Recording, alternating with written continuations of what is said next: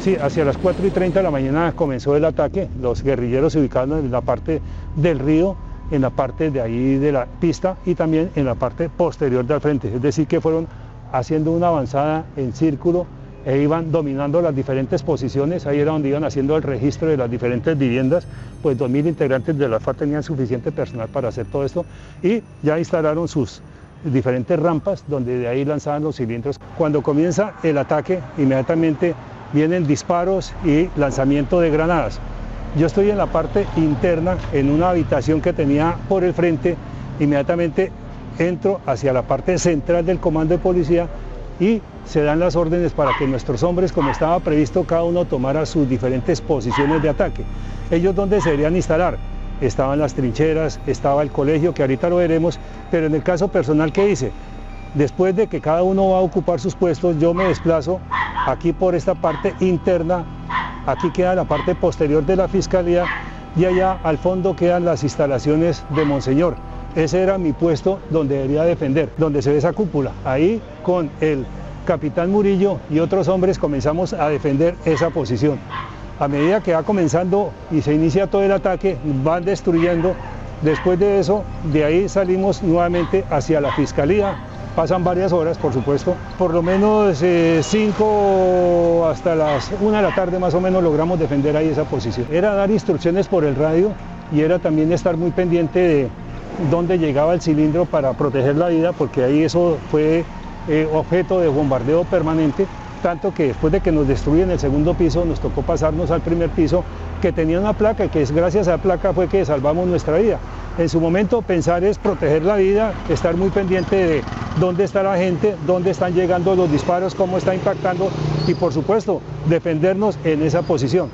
En la mañana cuando comenzó el ataque, inmediatamente después de reportar la novedad a los comandos, desde ahí, de esas instalaciones, hice la llamada a mi señora con un celular en esos que llaman panela y le informé de mi situación para saludarla e informarles qué estaba pasando, porque pues era inminente que en cualquier momento si volaban la torre de comunicaciones de ese entonces el celular, pues inmediatamente íbamos a quedar totalmente incomunicados, como pasó minutos después y ya no hubo ninguna comunicación. Sí, fue el saludo y comentarle que estaban atacando ya Mitú, que rezara por nosotros, por todos los policiales y que estuviera muy pendiente sobre todo de las noticias en la radio o en la prensa y también de las informaciones que le dieran en la Dirección General de la Policía. Después del 3 de agosto que hubo el ataque terrorista en Miraflores, estaba previsto que el siguiente ataque terrorista sería aquí contra Mitú, en esa guerra de posiciones que comenzó la FARC de movilizar varios frentes, varias compañías para hacer ataques fuertes, contundentes contra estaciones de policía y el ejemplo pues fueron de ahí en adelante varias estaciones de policía y unidades militares. De acuerdo a los datos posteriores participaron 2.000 hombres,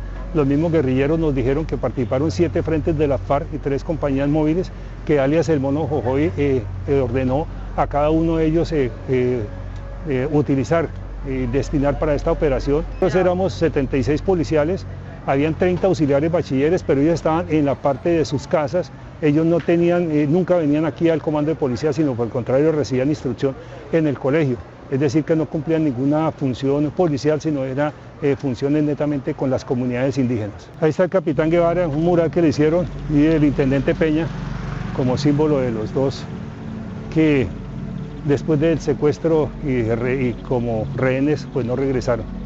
Capitán Guevara pues murió en cautiverio por falta de medicinas, falta de alimentación, y el intendente Peña, que presentó problemas psicológicos y alias Sombra, lo sacó de una jaula de concentración y tenemos entendido que fue fusilado, pero hasta el momento las FARC no han dado razón de él. Esta es la esquina donde había un hueco y donde se protegieron los últimos policiales después de que les tumbaron la casa y tumbaron las diferentes instalaciones. El último refugio fue ese. El caso mío, la última parte fue en la parte interna donde quedan unos baños, esto ya quedaba destruido. Después de eso, alias Urias se ubica al frente y a esta parte viene alias El Boyaco y comienza a echar gasolina aquí a esta parte. Por lo tanto, habían unos rotos similares por los lados y entonces alias Urias le dice a alias El Boyaco que le prenda candela. Entonces en ese momento me dice, dígale a sus hombres que salgan de ese hueco o si no los quemamos vivos. Por lo tanto son las imágenes que ellos mismos hicieron en donde se ven saliendo los hombres de aquí del hueco hacia la parte del frente y después nos ubican en el frente del Banco Agrario con las manos en la pared pensamos que en ese momento nos iban a fusilar, pero nos llevaron hacia el río. Allí quedaba, donde está el potrero, en la esquina, ahí quedaba la registraduría. Y ahí observamos que quedó totalmente destruido y que incluso hoy en día no han reconstruido. Y aquí tenemos el colegio, que no lo han reconstruido, hicieron un polideportivo, pero ahí eran las instalaciones del colegio que sirvieron para que incluso 3 policiales salvaran su vida ahí, porque las paredes cayeron y ellos se protegieron en una especie de como hueco, y ahí duraron 3 días antes de salir. Y en esta esquina quedaba el Banco Agrario, donde están las motos, que quedó totalmente destruido. Aquí estaba el sargento Lazo y el intendente Peña, que fue desaparecido, y como vemos no fue reconstruido el Banco Agrario, sino que están estas instalaciones ahí como ese día fueron dañadas. Y hacia el fondo pues tenemos casas que también fueron afectadas y que tampoco hasta la fecha han sido reconstruidas. Aquí hay mucho dolor, mucho sufrimiento, mucha sensación de angustia. Yo creo que las imágenes pasan por nuestra mente, los recuerdos y el dolor de tantas personas que aquí fueron cruelmente asesinadas por la FARC, tanto integrantes de la fuerza pública aquí en ese ataque, como de la población civil, que tenemos entendido que fueron fusilados 14 civiles, pero también en los días siguientes en el proceso de apoyo, donde murieron 15 soldados y 4 policías más.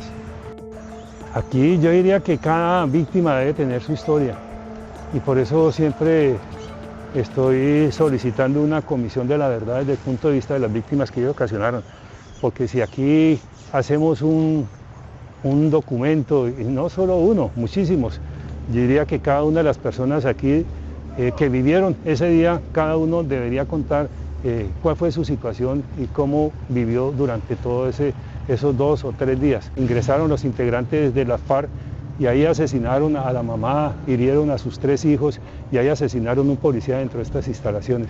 Entonces son relatos que si los tomamos uno por uno, aquí daría para mucha memoria, que en este momento no se está teniendo en cuenta por las entidades creadas por el Estado, en este caso Comisión de la Verdad.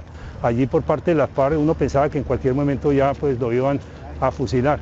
Desde el primer momento que nos sacaron, que nos ubicaron al frente de las ruinas del Banco Agrario, que nos colocaron con la pared, que hay videos que muestran esa situación, ahí en ese momento pensamos que nos iban a fusilar. Y de ahí en adelante, durante esos casi 12 años de rehén, de secuestrado, pues siempre fue esa amenaza que en cualquier momento terminaban con nuestra vida. Yo diría que los momentos buenos es el compartir con los compañeros, compartir las dificultades y sobre todo sentir la solidaridad de muchos de ellos cuando estuvimos, por ejemplo, enfermos, o cuando alguno no consumía un alimento, pues se lo daba al compañero que de pronto estaba con más necesidad de ese alimento. Entonces diría que sería ese sentimiento de solidaridad que se expresó entre quienes estábamos allí como rehén. Siempre que se hacía una carta, uno pensaba que podría ser la última carta que le mandara uno a su familia.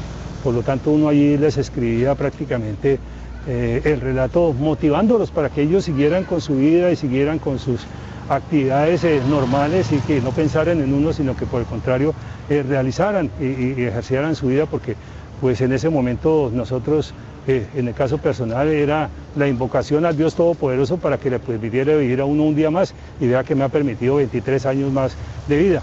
Entonces en esos momentos era como una despedida, porque uno no sabía si era el último te quiero, el último te amo o la última expresión de afecto con cada uno de ellos. Los terroristas en este momento están en el Congreso de la República, tenemos 10 de ellos que no quieren contribuir con la verdad porque no han dado información de cantidad de secuestrados, tanto civiles, que en su momento hicimos la solicitud con el periodista Ervin Hoyos Medina cuando se inició el proceso de conversaciones, donde tenían más de 700 secuestrados y prácticamente los desaparecieron.